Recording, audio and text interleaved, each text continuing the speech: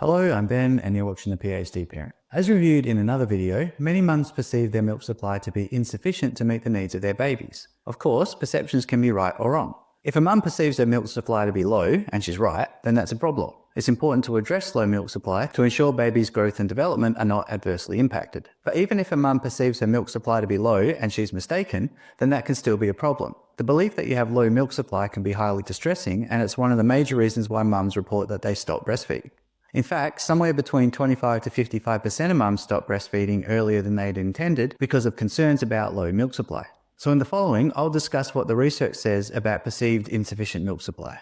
And I'll start with how common it is. So as reviewed in another video, about 35% of mums perceive their milk supply to be insufficient. So a mum thinking that a milk supply is low is very common. As mentioned, perceptions can be right or wrong. So while based on very little data, it's estimated that around 15% of mums are confirmed to experience problems with low milk supply. If you'd like to learn more, you can check out my video in the link below. Now, one issue I thought would have got a bit more research attention is whether mums' perceptions of insufficient milk supply are accurate. Turns out this is not a hot research topic. So I only came across one study investigating the relationship between perceived and actual insufficient milk supply. The study by Gallipo found no relationship between the two, either 48 hours or 2 weeks post-birth. And this suggests that mums' perceptions of low milk supply are generally not accurate.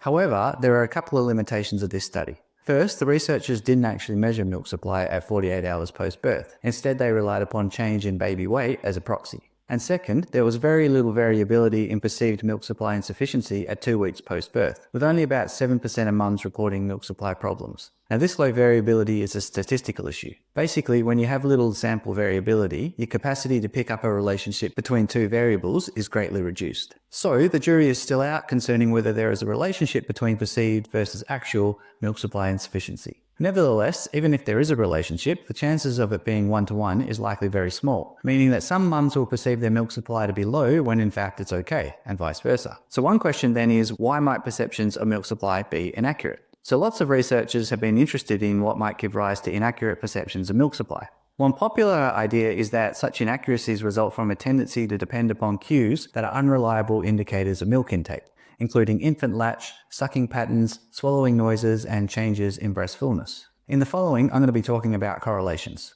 Very briefly, a correlation tells you how strongly two things are related. A positive correlation tells you that when X increases, so does Y, and a negative correlation tells you that when X increases, Y decreases. A correlation of 1 indicates a perfect relationship between X and Y. A correlation of 0 indicates no relationship between X and Y, and then you got everything in between.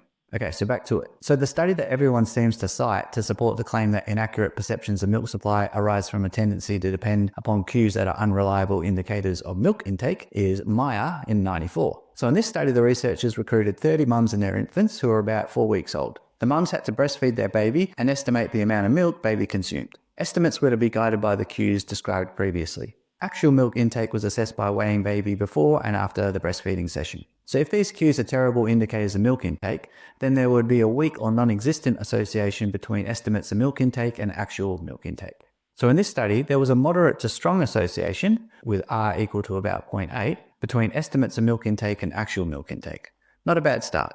To avoid copyright issues, I created my own version of Meyer's figure plotting this relationship by approximating each data point reported. The line on the graph represents where the values would sit if perceptions were perfectly accurate. As you can see, most estimates were not wildly inaccurate. Some mums overestimated and others underestimated. The average milk intake of infants was about 40 ml, and mums' estimates of milk intake were, on average, off by about 15 ml. Now, the results of this study are the best I've seen in terms of accurate estimation. The rest went downhill. So Meyer in '96 had 2 nurses and a lactation educator estimate milk intake of preterm infants in a neonatal intensive care unit. In this study, the association between estimates of milk intake and actual milk intake was weaker than in Meyer '94, with the correlation being about 0.5.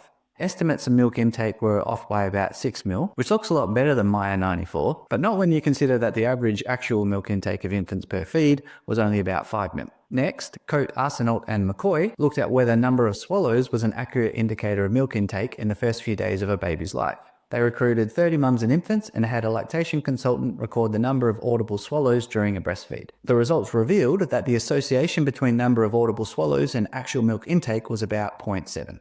I'm sure there are other studies, but to finish up, Riordan examined the following indicators: routing, length of time to latch, adequacy of latch, observed swallowing, audible swallowing, and suckle. They assessed 68 mums and infants who were either less than 3 days old or between 3 to 10 days old. Nurses or lactation consultants estimated milk intake, and actual milk intake was assessed by test weighing. The results showed that, for the younger group, all indicators except the length of time to latch were associated with actual milk intake, but correlations were generally low, ranging from about 0.3 to 0.5.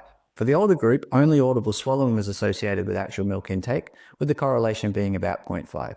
So in summary, based on these studies, I can see why researchers have concluded that these particular indicators are not the most accurate ways of estimating milk intake, and that reliance on them could be problematic, especially when accurately determining milk intake is crucially important, for example, in preterm infants. There are a few limitations of these studies though. For example, all involved babies in the first few days or weeks of life, and these babies were often born preterm, and it was usually someone other than mum estimating milk intake. Potentially these indicators would be more reliable in older babies who were born at term and if mum was the one doing the estimating. However, I couldn't find any studies investigating such possibilities. Nevertheless, for the moment, I'll stick with the conclusion that they're not great indicators of milk intake and so should not be relied upon to make judgments about milk supply. So if these indicators are no good, what should you do? Well, the recommendation I've seen is that you should rely upon the daily number of wet diapers and poos, whether a baby is showing consistent weight gain and growth, and the level of alertness, skin color, and muscle tone of a baby. Other potential indicators can include baby's appearance of satisfaction after breastfeeds, and mum's breasts feeling full before breastfeeds and softer afterwards. Now the rationale behind these indicators, as I understand it, is that if your baby's going to the toilet regularly, they're putting on weight, and they otherwise look healthy, then there's a decent chance milk supply is okay. Now, if you're interested, I have videos in which I review research looking at the number of times kids pee, the number of times kids poo, and what is normal in terms of weight gain. And the links to those videos are down below.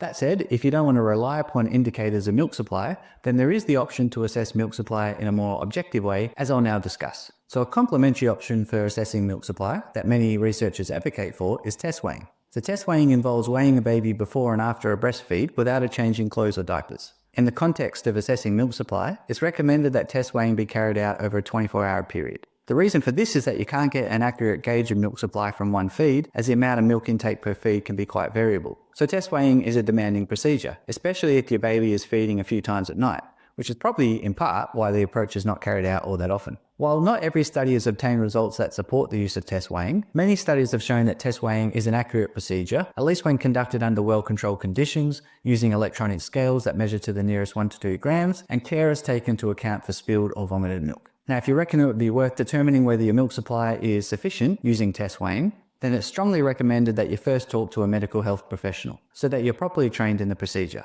That is, don't go out immediately and buy a set of scales. Talk to an expert first. Before finishing up, it's worth mentioning that some researchers have looked at mums' experience of test weighing. For example, Hurst had mums of preterm infants either complete test weighing at home or not. All mums who completed test weighing reported that it was either very or extremely helpful. So while only a small study, and you never know whether participants were just telling the researchers what they thought they wanted them to hear, there is some evidence from mums who have been through the process that it was worth the effort. For the moment though, that's it for perceived milk supply insufficiency. If there's anything I've gotten wrong, any important research I've overlooked, or if you have any questions, then feel free to get in touch. Otherwise, happy parenting.